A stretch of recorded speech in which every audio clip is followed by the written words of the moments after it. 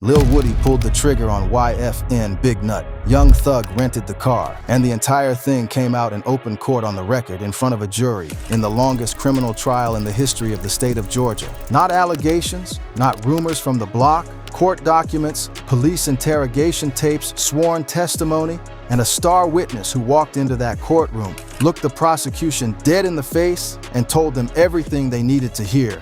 Then turned around weeks later and said he made the whole thing up. Y'all need to hear this, because this story is not what the internet made it out to be.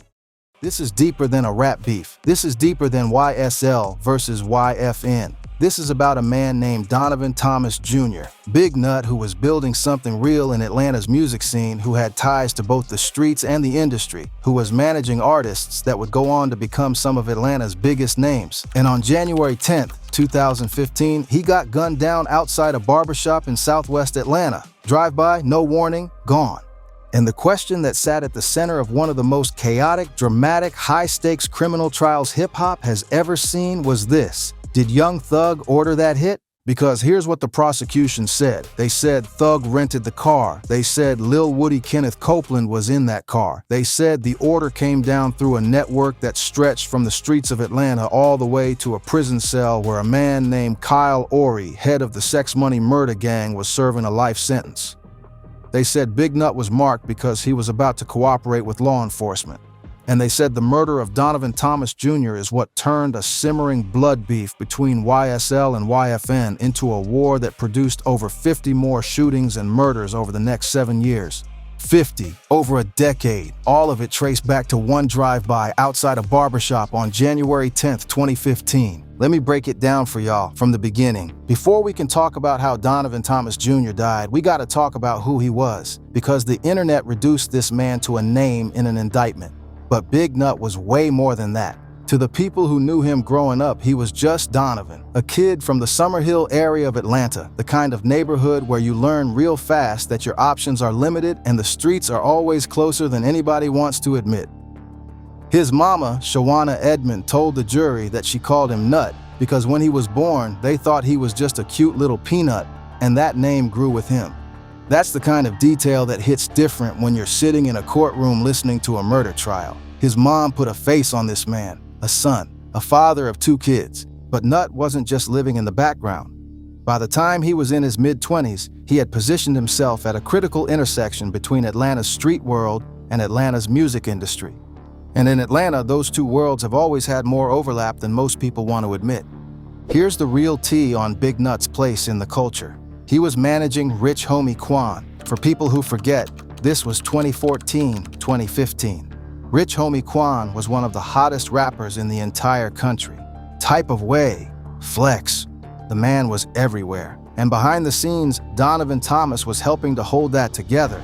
He was involved with Think It's a Game Records, the label situation that Quan and YFN Lucci were coming up under. Nut was in the room where it happened. And YFN Lucci? Lucci and Nut grew up together out of Summerhill. They were childhood people. Lucci's first real project, Long Live Nut, was literally named after Donovan Thomas after his death.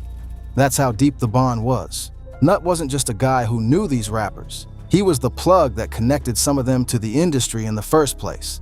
Now, law enforcement had their own read on Donovan Thomas. The New York Times reported, and prosecutors used this heavily at trial, that Thomas was a senior-ranking member of a blood subset known as the Inglewood family. The Inglewood family in Atlanta was aligned with a broader network that included the YFN crew, not just the rappers, but the actual hood faction connected to Summerhill. And that put Big Nut on the opposite side of the fence from Young Thug's YSL, Young Slime Life, which was a Cleveland Avenue-based crew that prosecutors said was also a Bloods-affiliated gang, but a rival one. So you had two worlds colliding. YSL out of Cleveland Avenue, YFN and the Inglewood family out of Summerhill, both claiming blood, both in the streets, both connected to music, and the tension between them had been building for a while before January 2015. But here's what the prosecutors added that made this whole thing go nuclear. They said the reason Big Nut specifically got targeted wasn't just beef, it was because he was allegedly cooperating with law enforcement,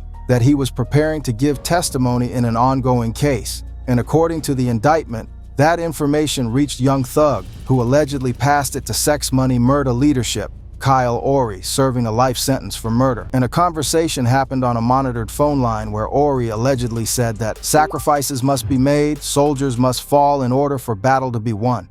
2 weeks after Big Nut's body hit the pavement. That conversation is in the indictment, word for word. And if that's real, if that's what actually went down, that is not rap beef. That is organized crime. Now, to understand the exact sequence of events that led to January 10th, 2015, you gotta understand what happened just a few days before. Because there was a specific incident that prosecutors say turned up the temperature from simmering to boiling, and it directly involved the man who would become the prosecution's star witness, Kenneth Copeland, better known as Lil Woody. Rolling Stone reported and court documents confirmed that shortly before Big Nut's murder, a rival gang member from the YFN set of the Atlanta Blood Gang robbed Lil Woody at a nightclub in South Atlanta. Robbed him on the spot in front of people. Now, in the street politics of Atlanta in 2015, that kind of violation doesn't just get absorbed quietly. That kind of move carries weight. It's a challenge. It's a statement. And it took what was already a tense situation between YSL and YFN and made it personal for Woody specifically. There's also another layer here that defense attorneys would later dig into hard. According to Brian Steele, Young Thug's lawyer, Lil Woody and Big Nut had their own separate personal conflict that was running at the same time. Steele alleged in his cross-examination that Woody had broken into Donovan Thomas's vehicle and stolen from him his cell phone, his chain, his wallet, his ID, and that Nut had found out. And that Nut had told people he wanted Woody harmed as payback. Woody confirmed on the stand that he had heard Thomas wanted him physically hurt. He confirmed it. That's critical information, fam, because it changes the entire frame of who might have had the most personal motivation to see Big Nut dead. So now you've got Woody, freshly robbed at a club, allegedly having stolen from Nut and terrified about what comes next, and embedded deep in the YSL world where Jeffrey Williams, Young Thug, is the face of the operation. And within days of that robbery, Donovan Thomas Jr. is dead. Here's the timeline as prosecutors laid it out. Young Thug allegedly rented a 2014 silver Infiniti Q50 sedan from Hertz. The Hertz rental agreement had his name on it. That car, prosecutors alleged, became the vehicle used in the drive-by shooting. Lil Woody, according to what he told police in 2015, said he had the car. He was involved in coordinating the movement, and on January 10th, 2015, outside the Hair Unlimited barbershop in Southwest Atlanta, someone in that car opened fire and killed Donovan Thomas Jr. He was 26 years old. His mother buried him on January 17, 2015, 1 week after he was shot. She testified about it at trial, describing her son as someone who was moving toward the music industry, talking about artists. She didn't bury a gang member. She buried her son. Now here's where it gets crazy, because from the moment that murder happened, everything about who did it, who ordered it, and what it meant went into dispute. And at the center of that dispute was a man who couldn't seem to keep his story straight for nearly a decade. Fast forward to June 2015, about 5 months after the murder. Lil Woody gets picked up by Atlanta police on a gun charge. And while he's sitting in that interrogation room trying to figure out how to get himself out of trouble, he starts talking. What Woody said in that June 2015 interrogation became the cornerstone of the entire prosecution's case against Young Thug. And when the video leaked, prosecutors later said to the media, it lit the streets and the internet on fire because Woody was on tape saying things that made him look like the definition of a snitch. In the footage, Woody described how the murder went down in detail. He claimed Young Thug had driven to a Texaco gas station, switched cars, and handed the rented Infiniti to a group of YSL members who used it in the drive-by. He laid out an entire narrative connecting Thug directly to the logistics of the murder. He also, and this is where it gets into something completely different, started telling police about an entirely separate alleged murder plot that was supposedly in motion at the time of his interrogation. He told detectives that somebody is supposed to get killed tonight, and that he had information about a planned hit on a man named Kelvin Shellkel Watts, one of Big Nut's closest associates. He said the person behind it was moving different and was hard to keep up with. When detectives pressed him on who he was talking about, Woody nodded and confirmed, Jeffrey, Young Thug. That's what's on the tape. That's what prosecutors played for the jury in 2024, almost a full decade after it was recorded. But here's where the whole thing gets flipped upside down, because when Woody took the stand in that courtroom in the summer of 2024, he did not say what the prosecution needed him to say, not even close. Woody walked into that courtroom and detonated the prosecution's case from the inside. He told the jury that everything he said in that 2015 interrogation was a lie. He said he made up the story about thugs switching cars at the Texaco gas station. He said video footage from the gas station itself proves Thug was never there, and Steele confirmed this during cross-examination. He said he fabricated the connection between young Thug and the murder because he was under arrest, scared, and trying to give the police a big enough name to get himself released. They want to hear about Thug, so I'm about to sit right here and gas him up, Woody testified. I'm about to sit right here and say he killed 19 people, all types of stuff. I'm about to make him look like the worst person on earth so that they could believe and let me go. No cap. He said that in open court, on the record, in front of the jury. He also said something else that needs to land correctly. He said that he told police, Thug did this, Thug did that, because I knew he didn't do it. Knew. He said he knew Thug didn't do it. The prosecution immediately declared him a hostile witness. That's the legal term for when your own witness blows up your case. And what followed was 5 of the most chaotic days of testimony in the history of Atlanta's courts. What Lil Woody did on that stand was something you rarely see in high-profile criminal cases. Most cooperating witnesses, once they're locked into a deal with the prosecution, they stay the course. They do what they're supposed to do. But Woody walked up there, sat down, and started dismantling the very case he was supposed to be helping build. Let me be specific about how wild it got. Prosecutors asked Woody about the Hertz rental car agreement, the document with Young Thug's name on it. Woody went off. He told the prosecutor, Simone Hilton, "No disrespect to you, but Ms. Hilton, you are running my nerves through the roof. I keep telling you, leave me alone." In open court. To the assistant district attorney. He repeatedly answered questions with, "I don't recall." He yawned. Multiple witnesses and journalists in the courtroom clocked it. He straight up yawned during his own testimony in a murder case. He said he was good at lying when prosecutors tried to use his honesty about the car rental to validate the rest of his 2015 interview. He said he'd lied back then, and the fact that one part of his lie happened to touch a true fact doesn't make the rest of it true. Now the defense, Brian Steele, one of the sharpest defense attorneys in Atlanta, went in during cross-examination. And what Steele did was methodical. He didn't just try to cast Woody as a liar. He tried to cast Woody as the actual suspect. Steele walked Woody through his prior criminal history: aggravated assault, making terroristic threats, theft, being a felon in possession of a firearm. He showed the jury a 2020 interview Woody had done with the rap media outlet Off the Porch, where Woody said, "I don't want to be labeled as nothing but a gangster." He showed the music video for Woody's song called Homicide, where Woody and his friend Trevante Threat Turner acted out scenes of a fictional murder. Then Steele hit him with this. Woody had previously testified that after he and Young Thug rented the Infiniti together at the Atlanta airport, he loaned the car to Turner, his friend Threat, and didn't see it again until after the murder. Steele confronted him with that statement, and Woody said he didn't mean to say that and said it was out of frustration. He was telling 2 different stories simultaneously and couldn't keep them straight. Steele also introduced evidence that there was personal beef between Woody and Nut that had nothing to do with Young Thug.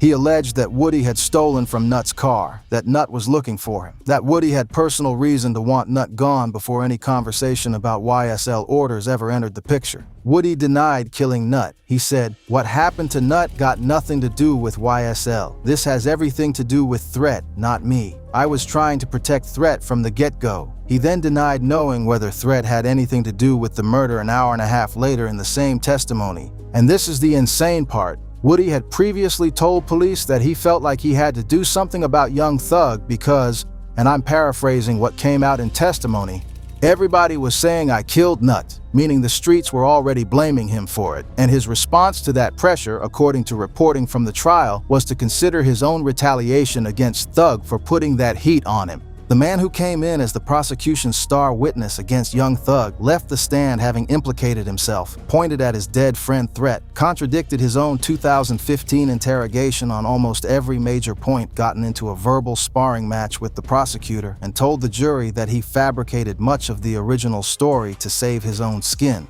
The prosecution's case was, to put it real plainly, in serious trouble. Here's the real tea on what this trial exposed and why it matters way beyond just Young Thug's legal situation. The YSL versus YFN war that erupted after Big Nut's murder in January 2015 is not a footnote. The DA's office said at a press conference when the original indictment dropped that they attributed over 50 shootings and murders to the back and forth between these two factions over the following 7 years.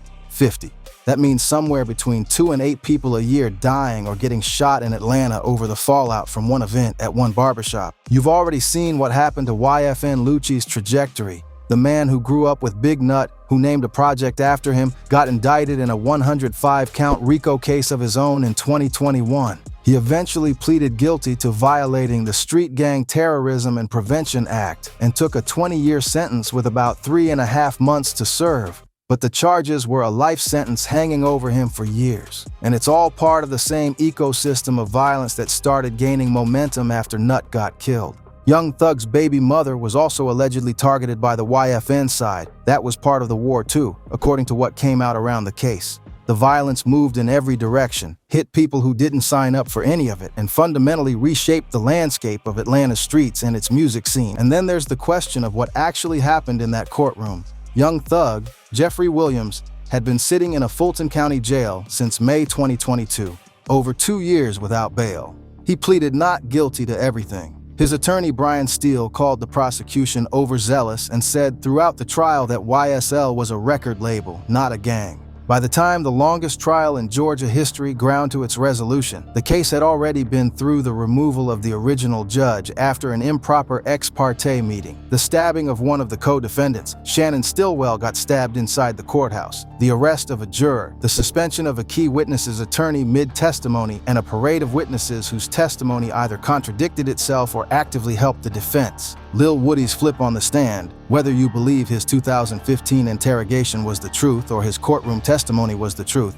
exposed something fundamental about how these RICO cases get built. Prosecutors construct a narrative using cooperating witnesses who have every incentive to say what the government needs them to say. And when those witnesses decide years later that they're not going to play ball anymore, the whole architecture shakes. Woody told the jury point blank, "I'm good at lying." He said it about himself. He said he lied to police to protect himself. And once a witness admits in open court that they're a skilled, strategic liar, the credibility question becomes impossible for a jury to resolve neatly. For real though, whether you believe Thug ordered the hit or not, what this trial showed is that Donovan "Big Nut" Thomas's murder has never truly been resolved. No one has been convicted for it. The men formally charged with pulling the trigger, Yak Gotti and Shannon Stillwell, are defendants in a case that dragged on for years. The alleged mastermind maintains his innocence, and the star witness who was supposed to tie it all together spent 5 days on the stand essentially torching his own testimony. Big Nut's mother sat in that courtroom and watched all of it. She testified about her son, the cute little peanut who wanted to be in music, who was managing artists, who was moving towards something better.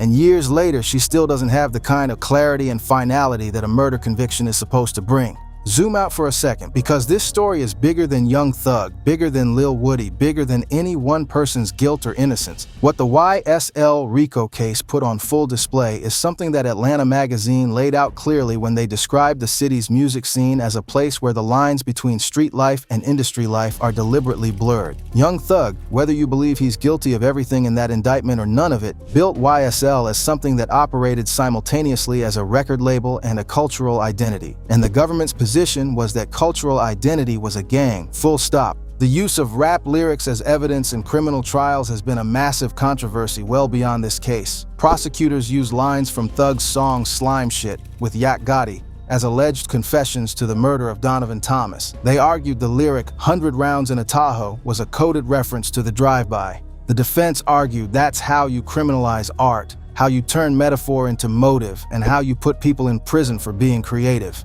That debate didn't start with this case and it won't end with it. But the YSL trial became the highest profile arena in which it's ever played out, and the jury and the culture watching it had to grapple with whether you can separate a man's music from his life, or whether Atlanta rap in 2015 was so tightly wound into actual street activity that you can't. What about Big Nut in all of this? Here's what's real. Donovan Thomas Jr. was somebody who actually had a foot in both worlds. He was moving toward the music, he was managing artists, and the streets still found him. outside a barbershop, on a January night, before his kids had the chance to grow up and know their father as anything other than a name on a tribute project. YFN Lucci has been in and out of the system since then.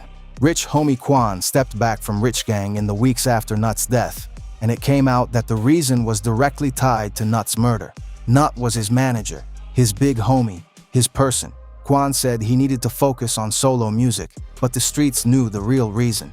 And the tension between him and Young Thug, which had been simmering for years, could never fully be squashed, in part because of what happened to the man who had been the bridge between both of their worlds. That's what a murder does. It doesn't just end one life, it restructures everything around it. Alliances break, friendships turn cold, people who used to be able to sit in the same room can't anymore. And 50-plus shootings later, a whole generation of kids in those neighborhoods grew up inside a war that started because of what happened on January 10th, 2015. Let me keep it a buck with y'all before we wrap this up. The question of who killed Big Nut, who physically pulled that trigger in the drive-by, still doesn't have a clean courtroom certified answer. Lil Woody pointed at his friend Threat. Threat is dead. The charges against Yak Gotti and Shannon Stillwell for the actual murder exist inside a case that became one of the most chaotic legal proceedings in Georgia history. And Young Thug, the man prosecutors painted as the architect of the whole thing, walked out of that situation having taken a plea deal in October 2023 on charges reduced down from the full weight of the RICO case. He took an Alford plea, meaning he maintained his innocence while acknowledging the state had enough evidence to potentially convict him. He got time served and walked after almost 2 years in jail. Now you can read that however you want. Some people say that's a man who fought the system as hard as he could and finally took a deal to get home to his kids. Some people say the prosecution's case fell apart badly enough that taking the deal was smarter than gambling on a jury. The streets got their own verdicts. The internet got its own verdicts. The courtroom got its own version that satisfies almost nobody. But here's what I want y'all to take away from all of this. Real recognize real, and what's real is that Donovan Thomas Jr. was somebody. He was a father, he was a manager, he was somebody's son who got called Nut because his mama thought he was a little peanut when he came into the world. He was trying to build something, and whatever was going on around him in the streets, whatever choices he made, whatever he was allegedly cooperating with law enforcement about, none of that changes the fact that his death sent shockwaves through Atlanta that are still being felt. 50 people.